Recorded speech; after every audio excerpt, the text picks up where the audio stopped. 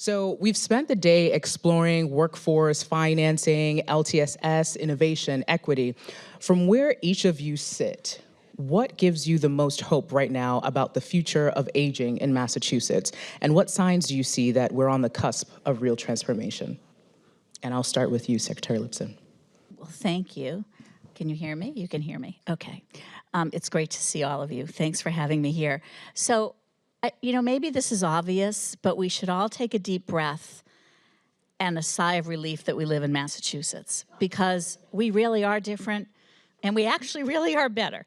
And I'll just give you a couple of kind of examples of why. I mean, we have one of the oldest and most robust home and community-based services systems in the country. We can grouse about how it isn't perfect, how we wish it was less complicated, how we wish it served more people, but it is really just way up there if you look at states across the country. And even with the kind of local and federal fiscal challenges that we have, we continue to make a big investment as a state in our older population and in the networks that support them. We continually invest in municipal councils on aging every year. Like, that goes in the budget every single year. It is never questioned, nor should it be. And we continue to invest in a home care program and a series of related programs that support over 70,000 people in the community, at least a third of which are nursing facility eligible. So that's huge. We're also the first state in the country to have developed a comprehensive master plan to be age-friendly, to have, a master vision of what it means to be a state that's good for people who are aging. And what's different about what we did here than what you hear about in California and some other places, they're all good, but ours was really developed from the ground up, from the community up. It was not developed from a corner office on Beacon Hill. And so we really have a community-driven and a community-powered approach to doing this work, which I think is an enormous asset at a time like this, because communities are resilient, you're all fixers, and we will work through some of these challenges that we have. And then I think the final reason why we are so fortunate is that we have a state administration and elected leaders in the legislative branch who lift up these issues every opportunity that they can. Governor Healy signed an executive order last spring that applies across state government to include aging in all policies. So that means that it's not just my job to think about older adults, it's every single one of my government colleagues' jobs to think about older adults. And there are some places where this is obvious, like healthcare and housing. There are other places where it's a little bit less obvious, like climate. Older adults have been severely impacted by extreme climate events.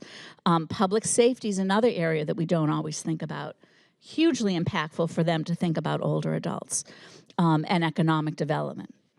And then, finally what I'd say, because this kind of goes back to the earlier two panels that we heard this afternoon, is we're not just thinking about older adults, we're thinking about the caregivers that provide support to these people. And as Bree had mentioned earlier, we have at least 700,000 people who have self-identified as caregivers in Massachusetts. They are all different ages. Half of them work. A bunch of them are very young. They're in their 30s. Many of them are men. And we really, really think about how we can support those caregivers as a foundational asset in our system. And getting my weeks confused, I think just last week, the Healy-Driscoll administration announced that we gave out grants to 5 community organizations to really focus on the economic well-being of caregivers, because as you heard that story in the panel on long-term care financing, that is a real vulnerability for us. We want for people to be able to stay in their jobs, remain economically secure, put that down payment on a house. Those things are critically important. So we really spend a lot of time thinking about what supporting caregivers mean. So I could go on forever, but I'm going to stop right there. Thank you so much, Secretary Lipson. And really in alignment with what you shared about the governor signing an executive order to add in aging in all policy. And this is a question for you, Dr. Saya. CAJ recently added age-friendly health systems as a strategic priority. Could you share with us what does that mean in practice for a health system, and how do you envision, or how do you see that vision extending beyond the clinic walls into people's homes and communities? Thank you. Good afternoon, everyone. Can you guys hear me? Can you hear me? Okay. Good afternoon, everyone. It's truly a pleasure being here. And Madam Secretary, it's truly an honor working with you and Marla. We've been friends for a long time. I am the least expert in this panel. Let's put it this way. And I'm going to start by saying a couple of words before going on to the Cambridge Health Alliance. I am a senior. And, although I'm not in need of the resources, my parents are ultra seniors, 80 and 87, God bless them.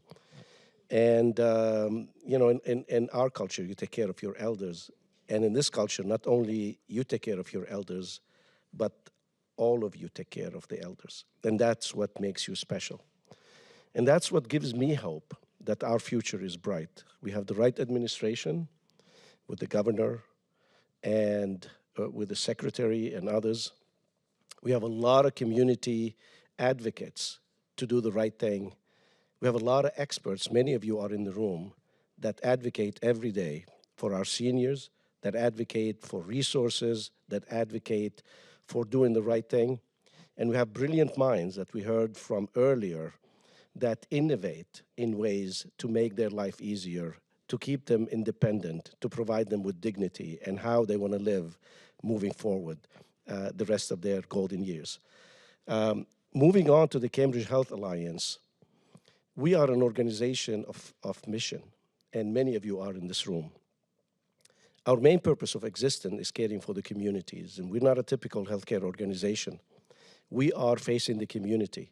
Our mainstay of existence is keeping people healthy out of the healthcare system. Let me repeat that.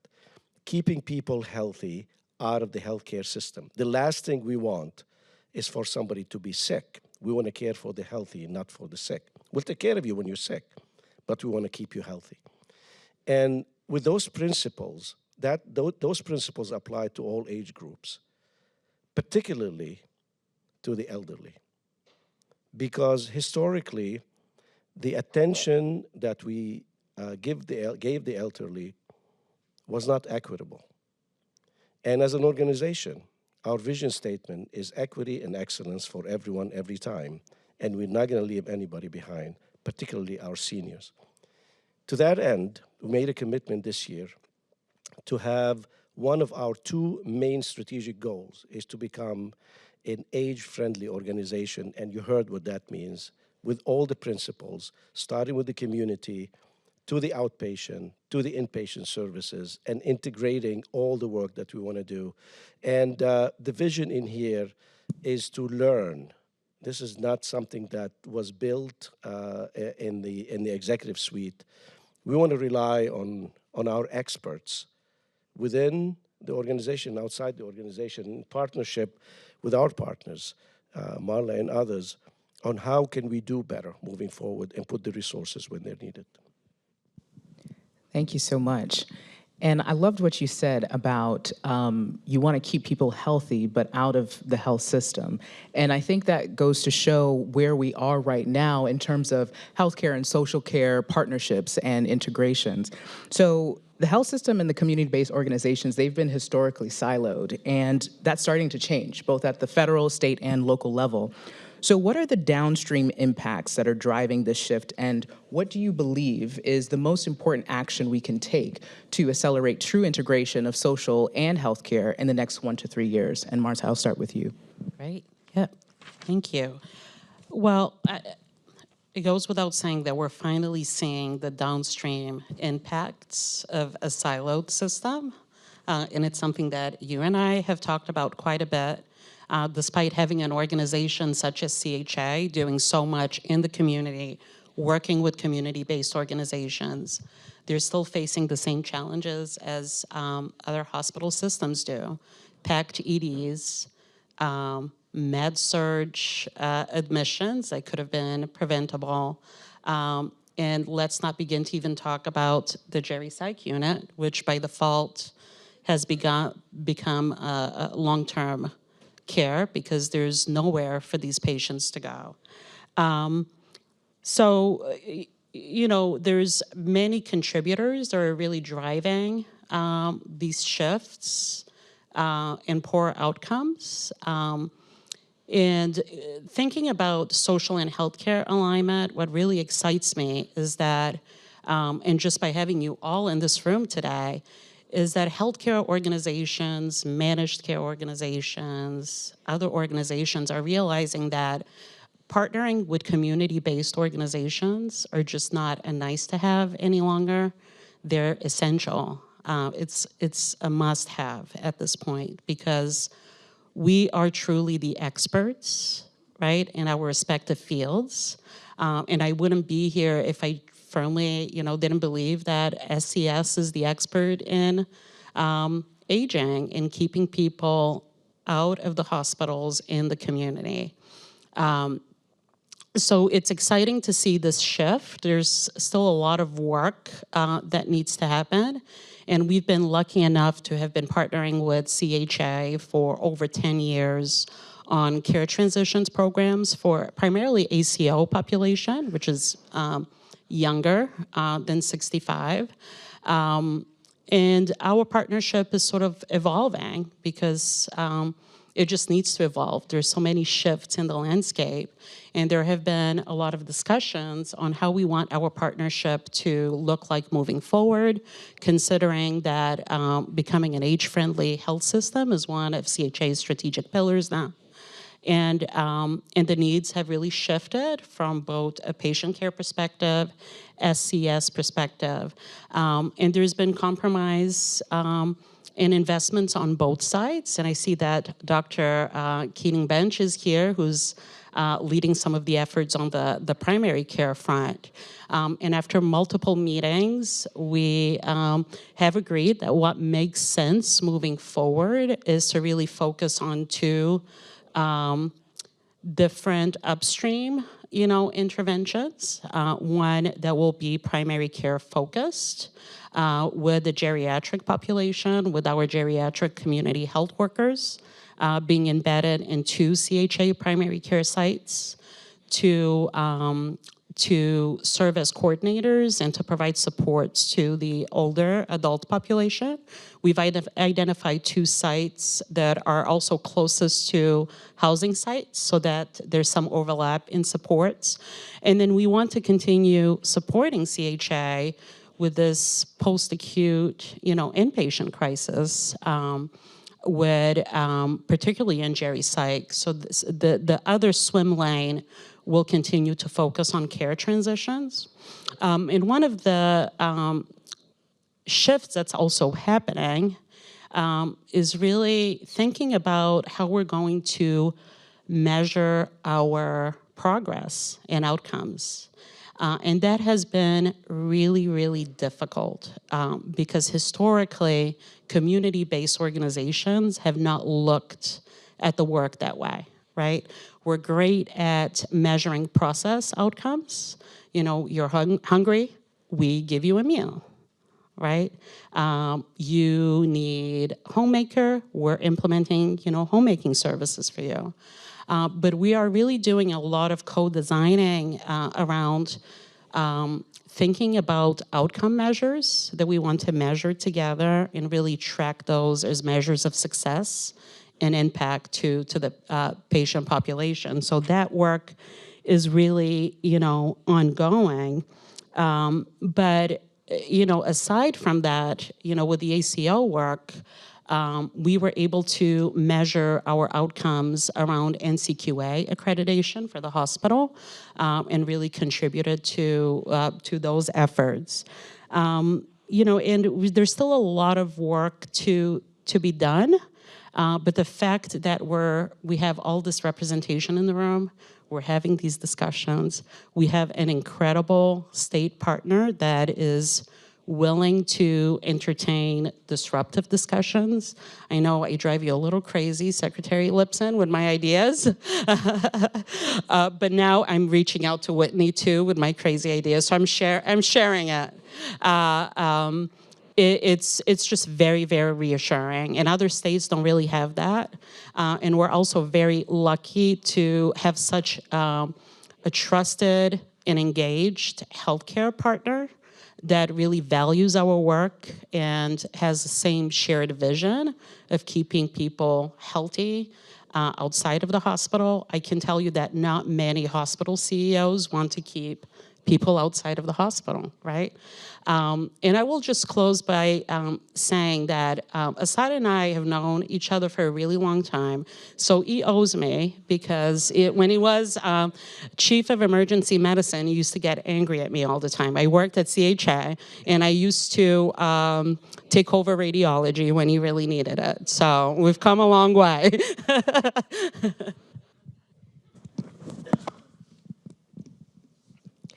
So, staying on the theme here of healthcare and social care integration, I want to talk about the importance of integrating these systems to prevent downstream impacts of emergency department overcrowding. We know that a lot of older adults, that's kind of their first place to go, even if it is a social or social determinants of healthcare issue.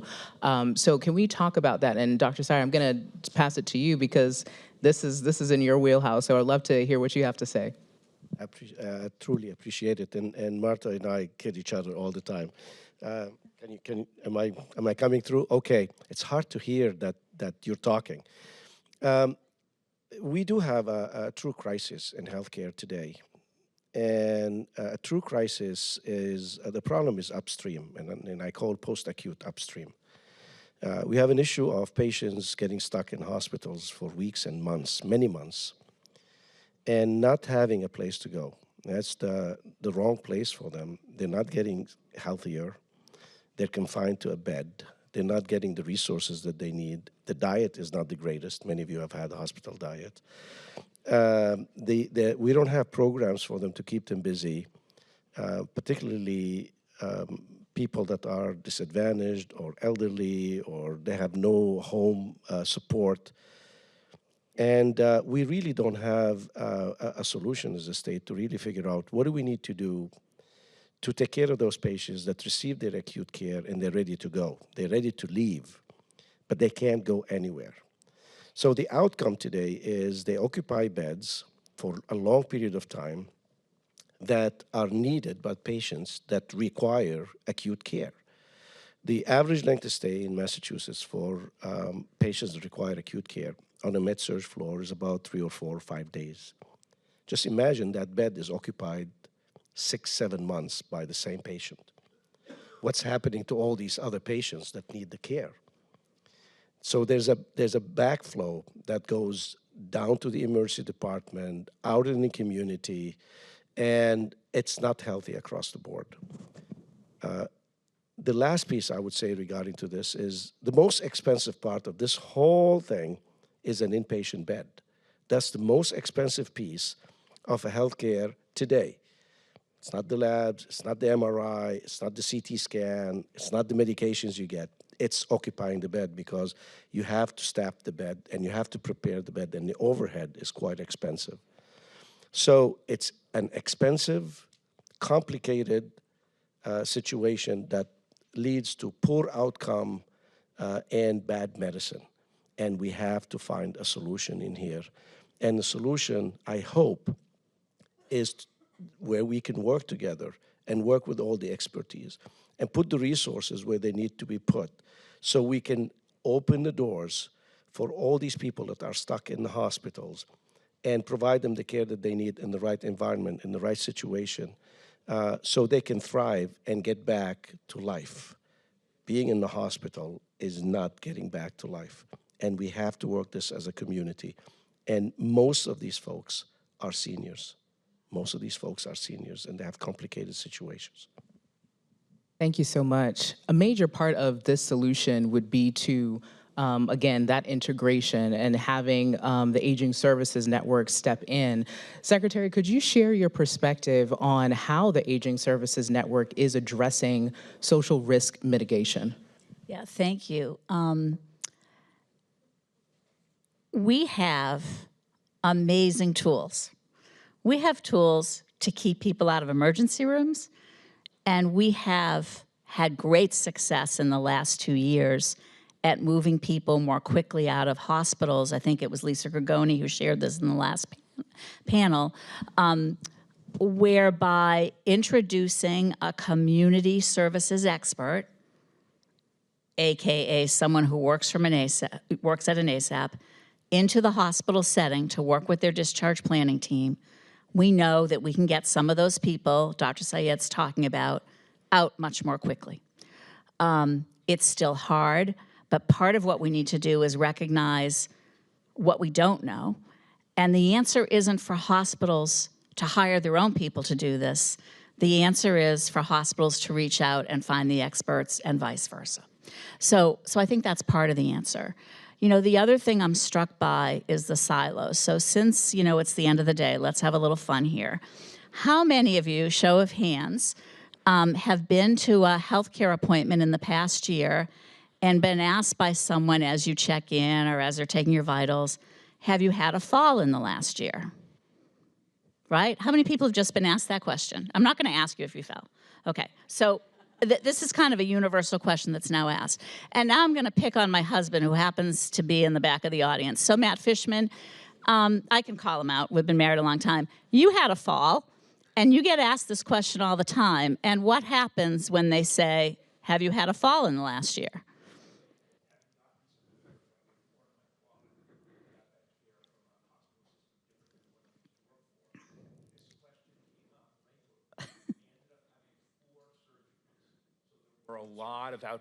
There were a lot of outpatient follow-up visits.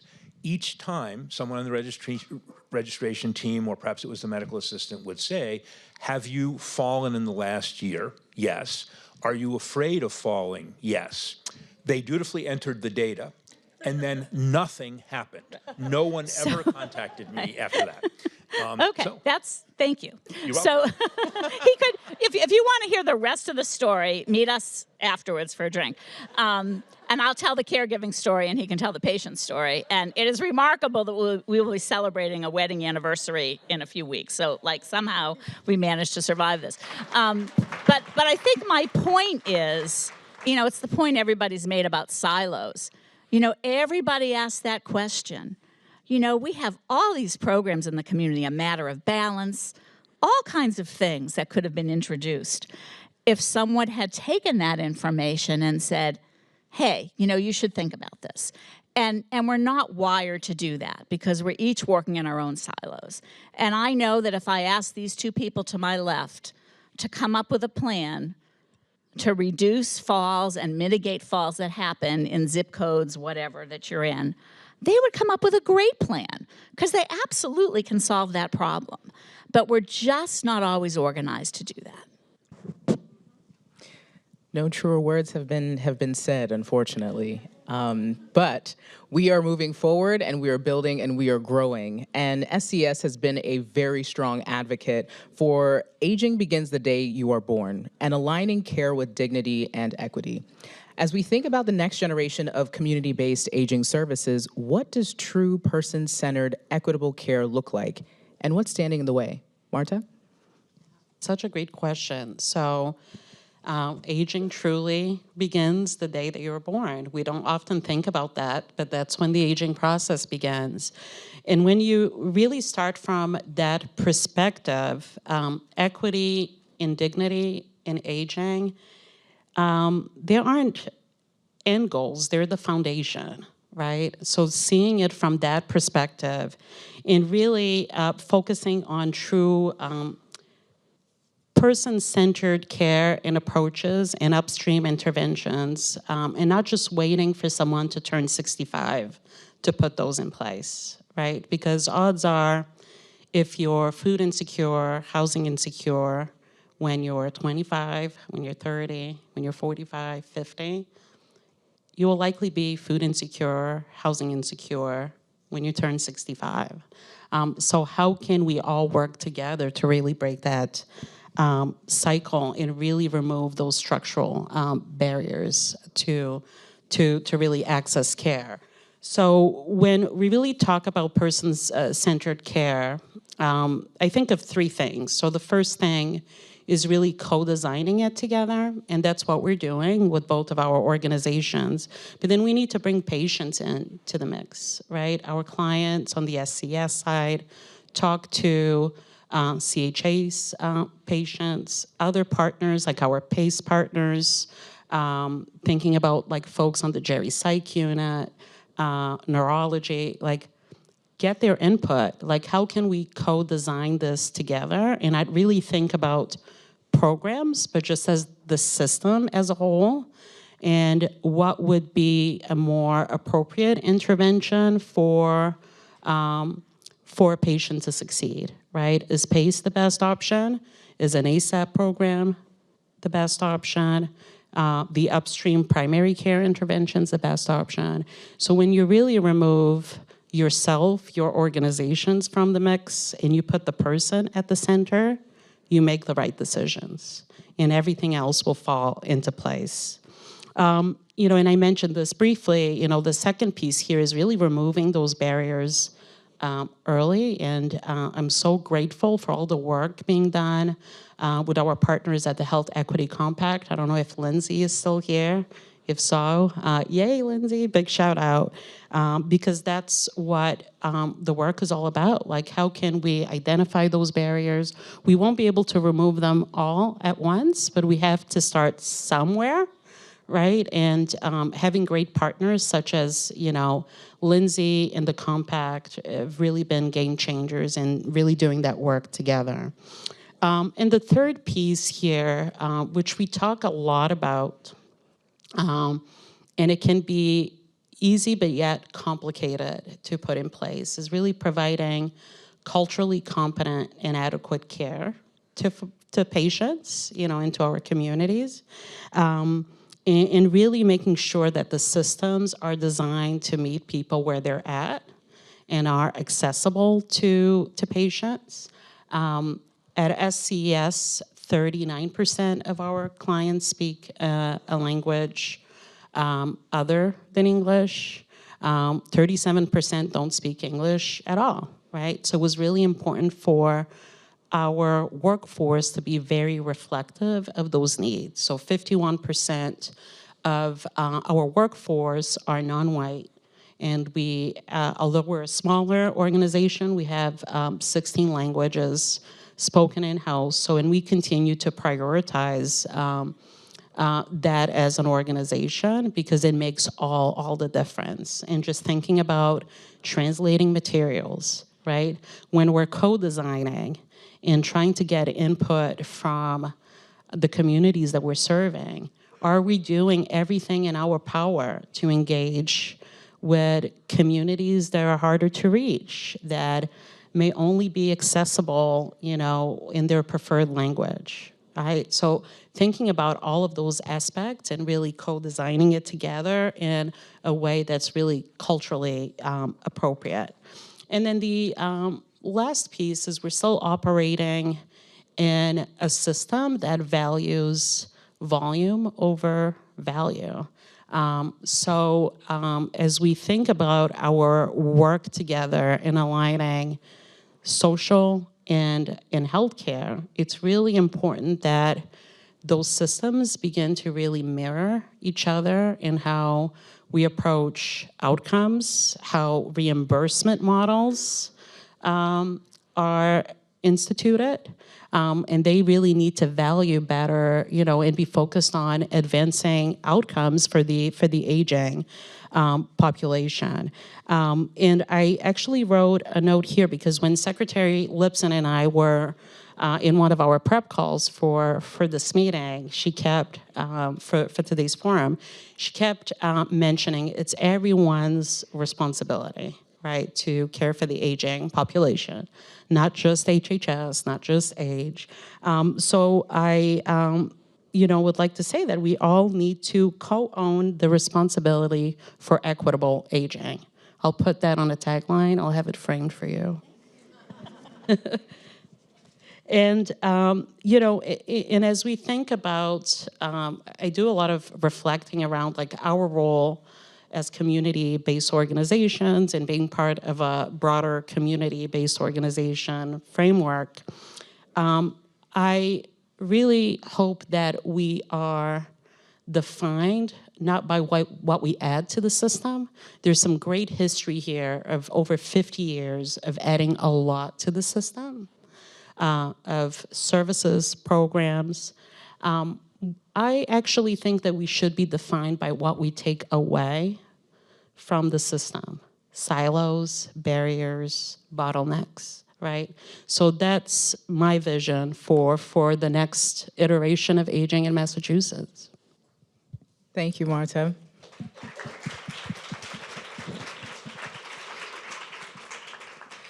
So following the theme of this forum, let's look ahead.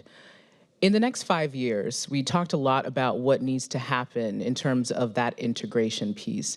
And this is a question for all of you, but what do you think needs to be done for that to actually be what it needs to be as far as that integration piece?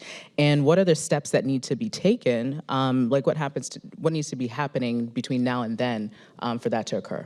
And Secretary Lipson, I'm going to start with you. Easy question, right?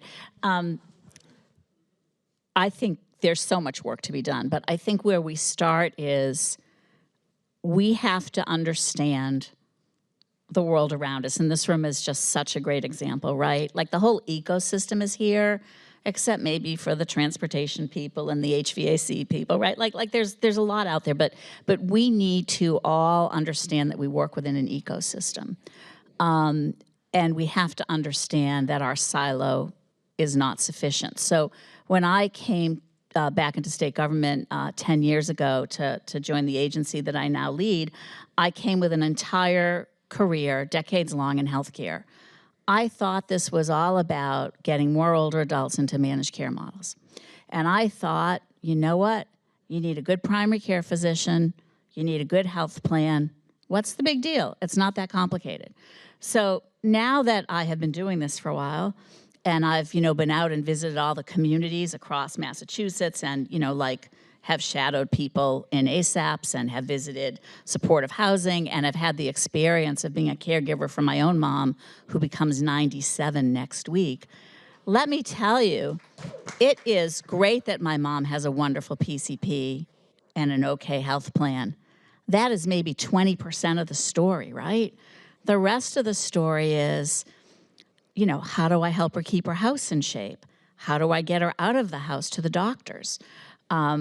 It's coordinating with aides and agencies and now hospice.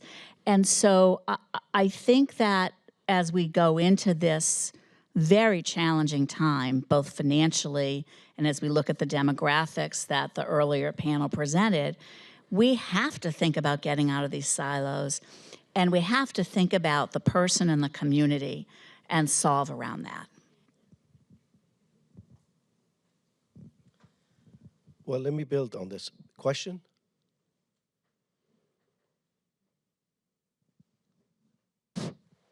I don't have a question, but I want to add a comment. I'm Dr. C from Mass General Hospital.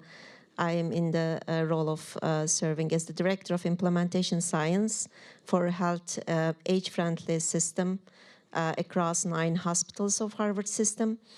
And over more than 2 decades of working as a geriatrician, taking care of frail older patients, and then moving to working with 50-plus healthcare systems in the United States to implement geriatrics standards. What I have learned really is just the key, what you have been talking about. Just this is one full journey for patients.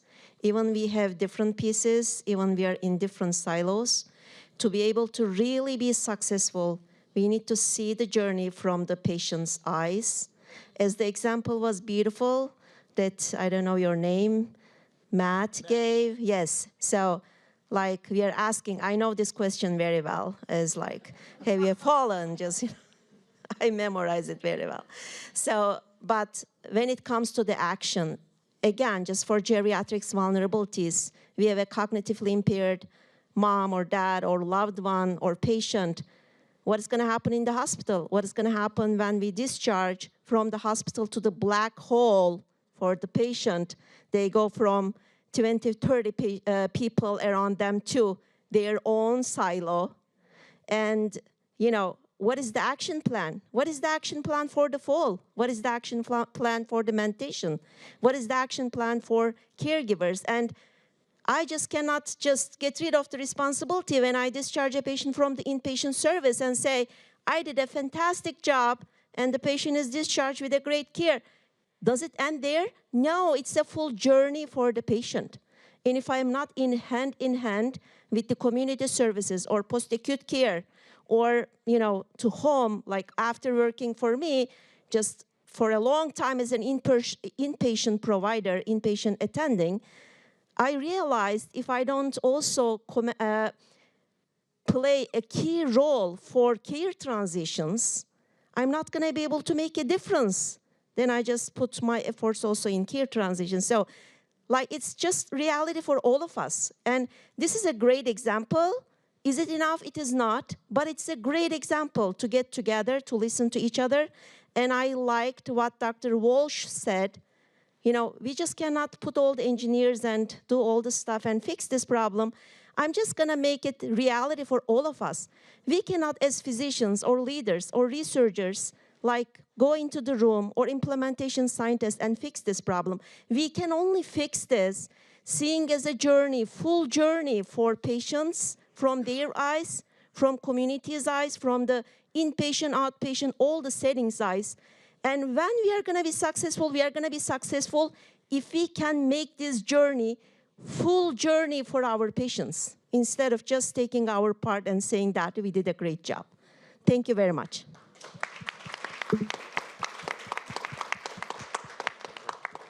Thank you for your comments.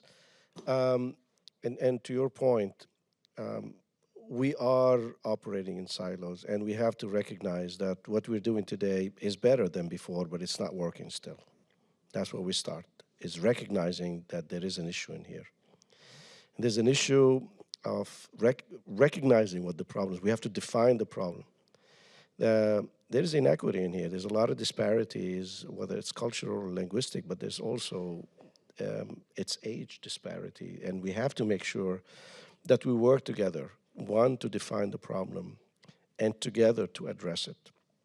I believe that we're ready to do this. This is our fastest growing population, our seniors, and it's only going to get larger. And the longer we wait, the bigger the problem. It starts at home.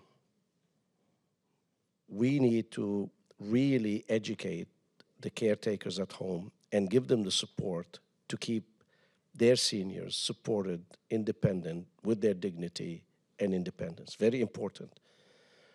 And then we move on to defining their needs and finding the best resources in a coordinated way to keep them healthy. And we keep them healthy by giving them interventions at every moment, at every turn, whether it's immunization or medication or appointments or screening or what have you. And then as they progress, that should be really coordinated to define the best way to care for them on the long run. So it's all on us. And not only us, it's only on us, everybody in this room. Whether we are in the community, and most important work is happening out there in the community, more than in healthcare, more than in policy, with all due respect. But our job is to support the work in the community and provide you the resources to define the problem, and together we will solve it. Wow. Well, I envision a world where our systems are fully integrated, where data follows the person, not the institution. We've been able to, part of the reason why our partnership is so successful is because we've been able to find a workaround. where our staff they're treated like hospital employees. They access Epic, the medical record, they document notes, they communicate with the care teams.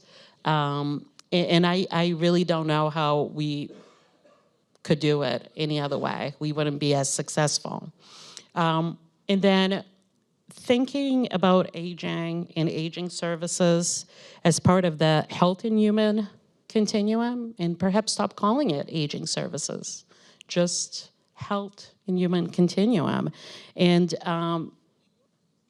seeing aging not as a decline, but as just like this exciting chapter of life where we can provide all of these supports seamlessly to the individuals that need it the most.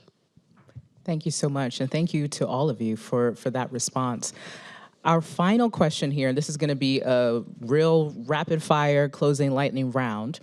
In one sentence, what is one action every leader in this room can take tomorrow to help advance equity, dignity, and integration in aging services? And I'll start again with you, Secretary Lipson. So I think the one simple action, you can do it now as we all have a beverage. You can get to know someone in part of the ecosystem that you have never worked with or spoken with before. And I guarantee you that if you spend a half an hour talking with someone, you will have an insight that will help you approach your job better and maybe will just improve the system overall. Great. Absolutely. I would challenge all of us not to accept status quo. The way this is the result of what we've done all along, and we cannot continue to do everything as we've done, because it's only we're gonna continue doing the same thing and end up with the same results. And that's the definition of insanity. So we have to really not accept status quo and innovate and start thinking outside the box and challenge each other after we meet on how can we collaborate to do things different, to think outside the box, to challenge the system, to really put equity first. I'm also a founding member of the Compact too. And think, how can we work together for a different result and leverage the resources? This is the richest country in the world. And we have the resources to fix this. And we are our own worst enemy to say that just because we're not collaborating. So let's challenge each other, think outside the box, find the resources, and work to fixing the problem. And I swear we didn't plan this, but engage with the ecosystem, collaborate, and then commit to dismantling one barrier in your respective organizations that keeps health and social care separate, and commit to integrating. I love when it's actually rapid. You know, not everybody can do that. So please join me in thanking our wonderful panelists.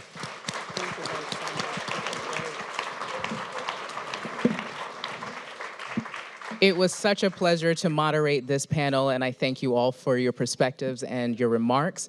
And I have one very important note. We have wine outside.